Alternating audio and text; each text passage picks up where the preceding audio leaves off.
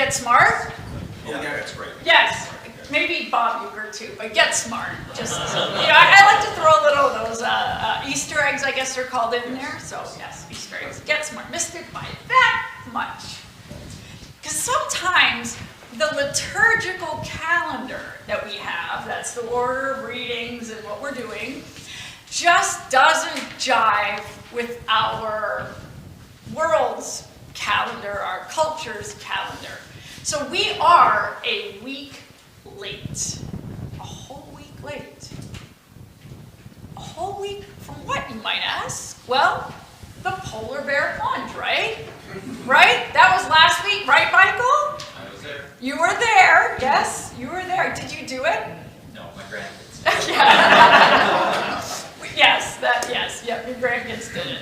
So, and if you are unfamiliar with the polar bear plunge, it is a tradition, and I'm sure Michael can tell you all about it. He was telling me about it a while ago. How such a big fun event. On New Year's Day, people go down to the beach, take off their cold weather gear, and run into Lake Michigan. Of course, even though New Year's only falls on Sunday occasionally, you will never see me do that. There are a few things I will say I will never do, and that's one of them. Because as many of you know, I am habitually cold. I'm already cold. And a run into Lake Michigan and like taking off coats and stuff has no appeal. But there are, two ways to do this. I'm not sure how I imagine folks run into the lake. But there are a couple of ways to enter water, like a pool. I have a couple of ways that I do it. But what are the two ways? If you have a body of water, how do you get into that water? Jump. Slow or all at once? All at once, cannonball or running in. I like cannonball, yes. Or there's that, with that cannonball, you get that shock of the cold water out of your system. You just hit it and you're good, right? That's the theory. Yes, you know. The other method is one that I'm really familiar with. That's the slow, dip your toe in, and then the foot. Let me tell you, I have mastered this slow acclimation process. And it all depends, obviously, on the actual temperature of the air and the water. But it can actually take me several minutes to get in the water, even at pools, because they're often cold. A hot tub, that's a whole other thing. I'm like in there, whoa. But anyway, no, we're talking regular pool water, river water, whatever, ocean. I think my process has gotten even longer because I think in the back of my mind, maybe I'm hoping that there's a John the Baptist who can just pop up and say, don't do it. Who can forbade me to getting into the water.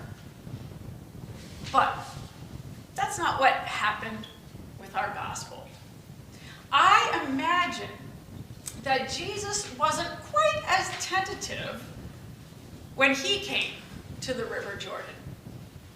From our gospel for today, from that story from Matthew, it is evident that Jesus was pretty intent on following through on this religious ritual, a cleansing, a way to ritualize his immersion with humanity, with us.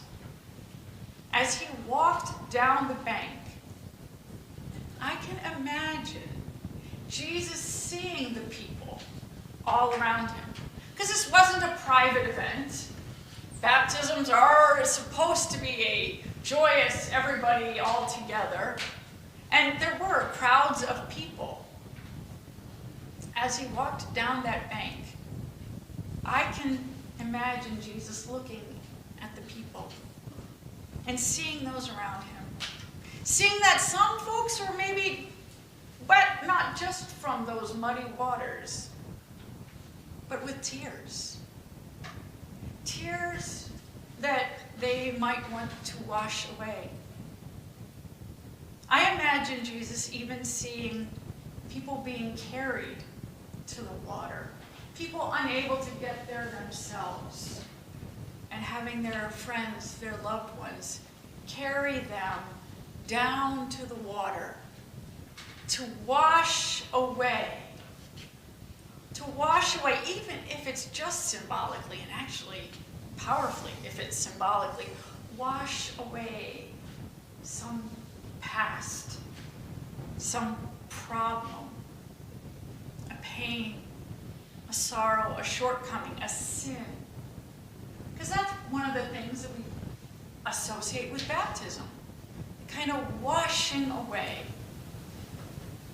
If it is true, you know that those yard signs, those bumper stickers, that say, water is life. You seen those?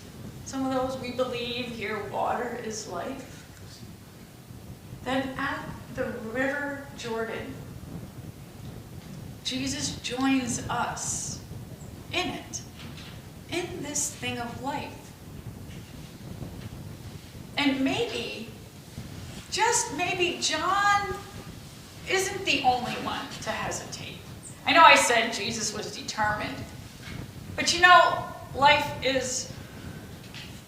isn't always full of fun and games. It's not a bunch of pool parties and lounge chair living on the side.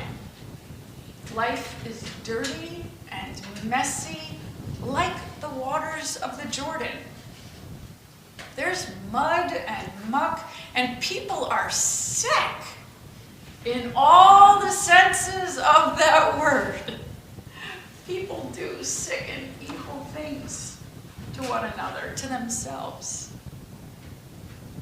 So this wasn't the time for Jesus to walk above that water. This wasn't the time for Jesus to skim above life, to float above it all. He knew that this was another beginning, but the start of his mission to bring in, to actualize, to inaugurate, to start and continue God's reign, God's way in the world. God had been active in the world way before Jesus, as we know, with God's people, but this was Jesus' start. To bring justice, as our psalm talks about, to free those bound, to free us bound. And we can be bound physically, mentally, spiritually, societally, oppressed by the ways of this world. So it isn't heresy, or at least I'm going to declare it's not. It isn't heresy to imagine Jesus taking maybe just a moment as his feet touch the water. Does he really want to take that next step? Because it is only natural.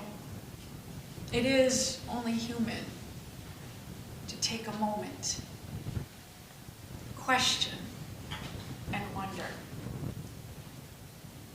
And that's what brought Jesus to the waters of the Jordan, being with us, fully with us. But just as we can imagine maybe a moment of hesitation for Jesus to fully, get into the waters of life, there is another way.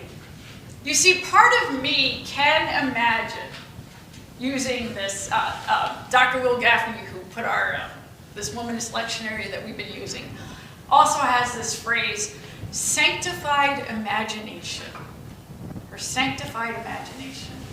And so the other way to look at this or immerse ourselves in this story is imagining Jesus perhaps with childlike exuberance. You know how kids are.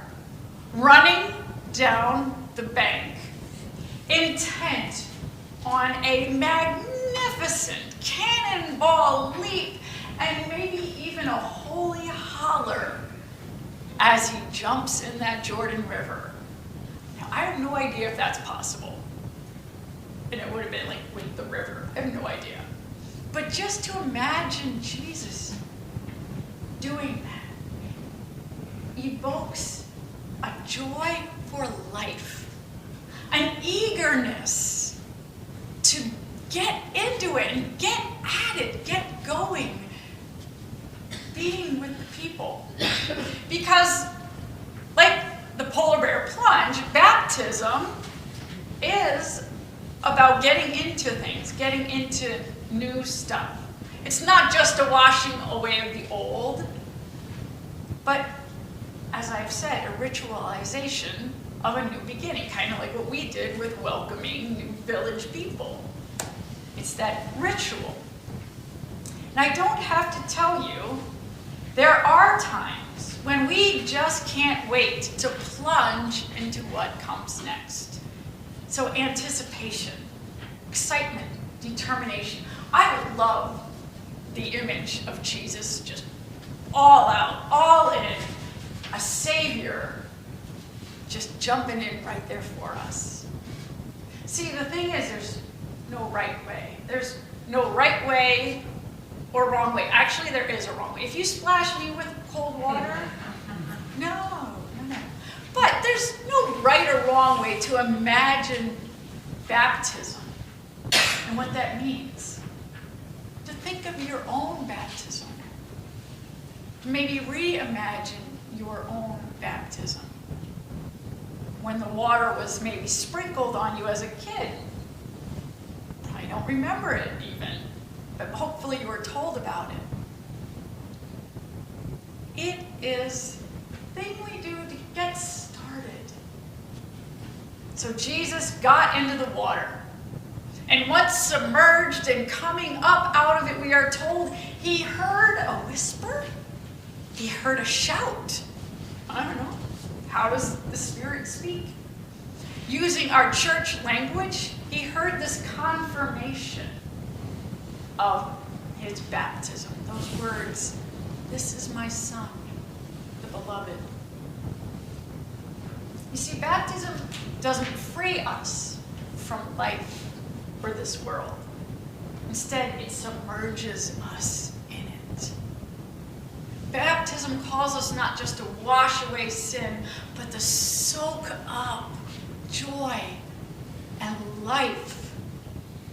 Soak up hope and peace and strength and a focus on the world. Because just as the waters keep flowing and life flows, good and bad, we are with God.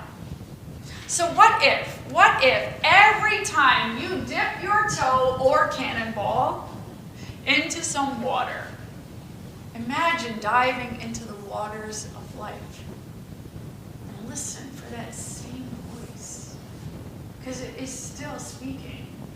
God's voice saying to you. For those of us who have been baptized, baptism happens once in our tradition, but you can remember it anytime. Anytime. Taking a bath, a shower, brushing your teeth, washing your hands. Just because it happens just once doesn't mean we don't get to hear, we don't get to listen to the echoes of that voice. Declaring to us God's Spirit, calling each one of us daughter, son, and of course non-binary, child of God. You are God's beloved child. And so as children, we rejoice in this day. We rejoice in the gift of a ritual that we have, that we can celebrate, that water there is supposed to remind us of. The ritual, the act of Jesus, of life immersed in and overflowing, splashing, soaking up, being soaked